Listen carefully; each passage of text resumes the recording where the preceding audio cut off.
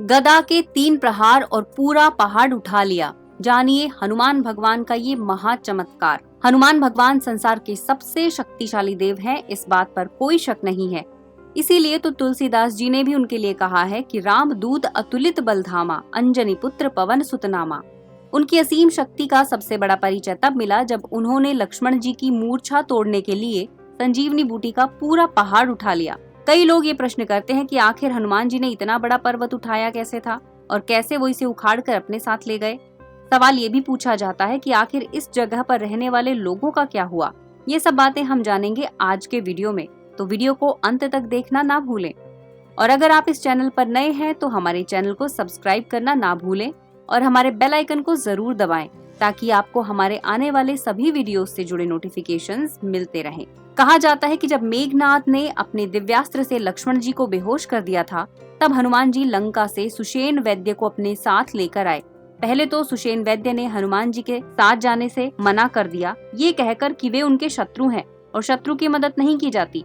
पर हनुमान जी ने उन्हें समझाया कि वैद्य का कोई शत्रु नहीं होता।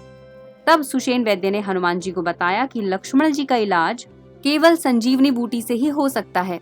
हनुमान जी संजीवनी बूटी लेने के लिए द्रोणाचल पर्वत पर जाने का निश्चय करते हैं। हनुमान जी हवा की गति से दौड़ते हुए वहां पहुंच भी गए, लेकिन उन्हें समझ नहीं आया कि आखिर इसमें से संजीवनी बूटी कौन सी है। काफी देर तक सोच विचार करने के बाद उन्होंने भगवान श्री राम का नाम स्मरण करना शुरू कर दिया। नाम लेते लेते उनके दिमाग में आया कि क्यों ना पूरा पर्वत ही उखाड़कर वो अपने साथ ले जाएं। लेकिन यहाँ पर भी एक दुविधा थी। द्रोणाचल पर्वत पर बहुत से साधु संत पशु पक्षी मौजूद थे। हनुमान जी ने सबको बुलाकर उनके साथ मंत्रणा की और उनको पूरी बात बताई। ये बात सुनकर ऋषि मुनियों ने हनुमान जी की बात मान ली और वहाँ से प्रस्थान कर गए। सब लोगों के जाते ही हनुमान जी ने पर्वत को जड़ से उखाड़ने की कोशिश की। हनुमान जी ने अपना आकार बड़ा कर लिया और सबसे पहले भगवान शिव का नाम लेकर गदा से पहला वार किया।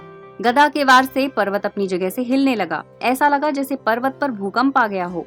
इसके बाद हनुमान जी ने अपने पिता पवन देव का नाम लिया और गदा से दूसरा वार किया।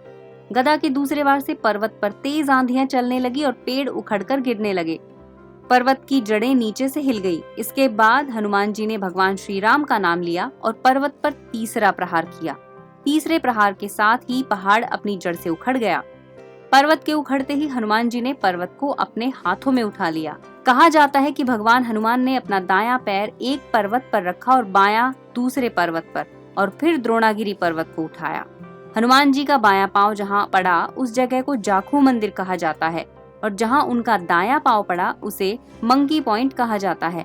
ये दोनों ही जगह आज के समय में हिमाचल में स्थित है।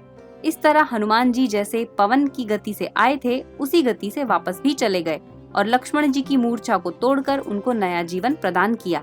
तो कैसी लगी आपको हमारी ये जानकारी, हमें कमेंट सेक्शन में जरूर बताइएगा। हनुमान भगवान से जुड़ी ऐसी ही सच्ची और रोचक जानकारियों के लिए हमारे चैनल पर बने रहिए। जय बजरंगबली।